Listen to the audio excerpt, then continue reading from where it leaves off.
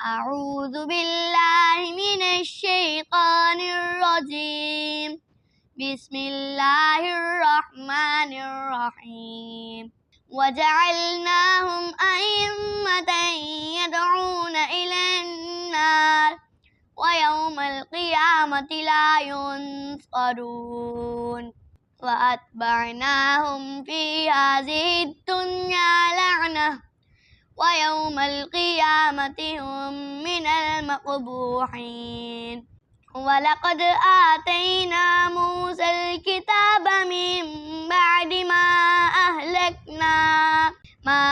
أهلكنا القرون الأولى بصائر للناس وهدى ورحمة لعلهم يتذكرون وما كنت بجانب الغربي إذ قضينا إلى موسى الأمر وما كنت من الشاهدين ولكننا أنشأنا قرونا فتطاول عليهم العمر وما كنت ساويا في أهل مدين تتلو عليهم آياتنا ولكننا كنا مرسلين وما كنت بجانب الطور إذ نادينا ولكن رحمة من ربك لتنذر قوما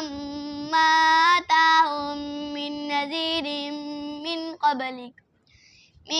قبلك لعلهم يتذكرون ولولا أن تصيبهم مصيبة بما قدمت أيديهم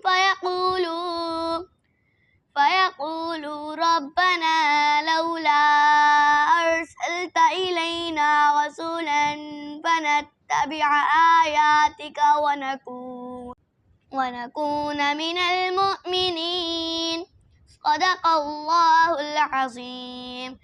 अगर वीडियो अच्छी लगा तो इस वीडियो को लाइक करिए, शेयर करिए, कमेंट करिए और हाँ, इस चैनल को सब्सक्राइब करना ना भूलिए। अल्लाह हाफिज़।